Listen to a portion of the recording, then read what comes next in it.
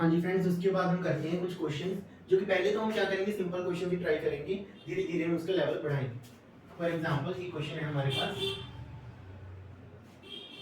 Prove that fx equal to x square is an increasing function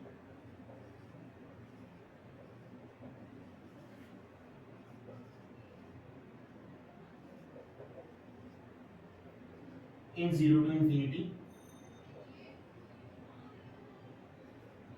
and decreasing function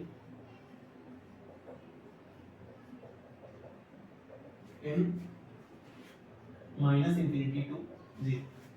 हमारे पास एक function है x square. X square का हमें पता है कि क्या है, ये पैराबोलिक फंक्शन है। देखिए फंक्शन की आपको नॉलेज थोड़ी बहुत ग्राफ की होनी चाहिए। हमारे पास एक फंक्शन है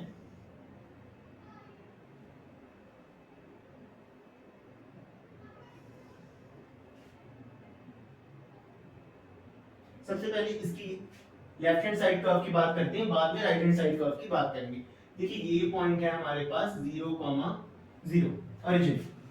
सबसे पहले इसके माइनस इंफिनिटी टू 0 के बारे में बात करते हैं। हम देख रहे हैं कि फंक्शन में यहाँ पे क्या है पॉइंट, सपोज मेरे पास है यहाँ पे x1 और यहाँ पे मेरे पास है x2। तो ये वैल्यू मुझे क्या देगी, fx1, और ये वैल्यू क्या देगी मुझे, fx2। fx1 एंड fx2 हमारे पास दो वैल्यूज आ जाएंगी। क्लियरली यू कैन सी, यानी x1 क्या है मेरे पास, x1 है मेरे पास ग्रेटर देन x2। x1 मेरे पास ग्रेटर है, ऑब्वियसली इस साइड है, राइट हैंड साइड है x एक्सिस की, ये लेफ्ट हैंड साइड है, तो x1 क्या होगा मेरे पास, ग्रेटर देन x2।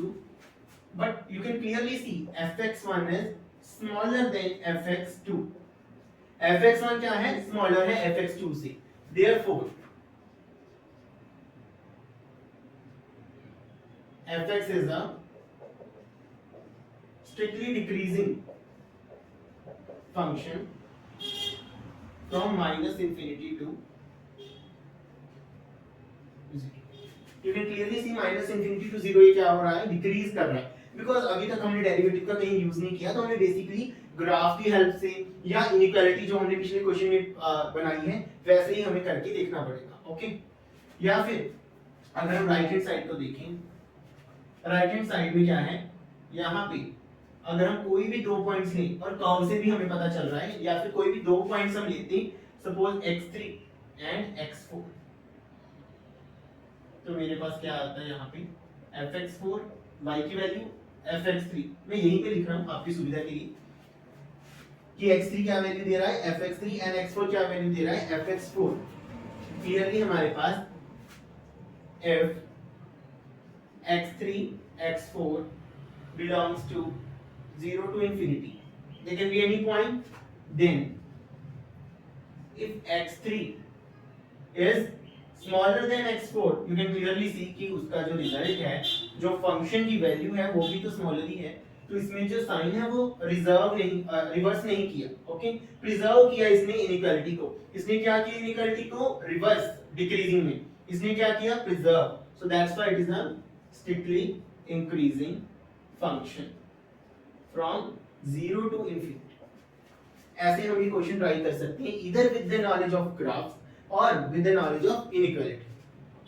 आगे चलते हैं, कुछ और क्वेश्चंस ट्राई करते हैं।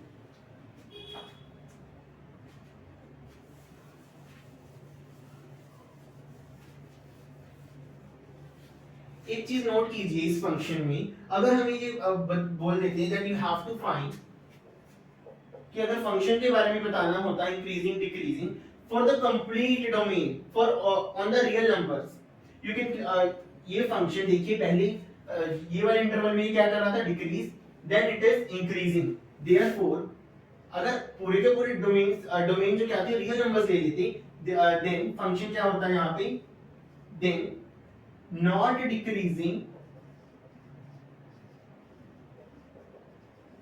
and not increase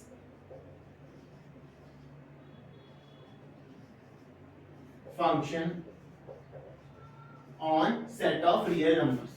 not increasing and not decreasing function on set of real numbers. कई बार ऐसे भी क्वेश्चन पूछा जाता है कि पूरे के पूरे रियल नंबर के सेट के ऊपर बताइए, ठीक है।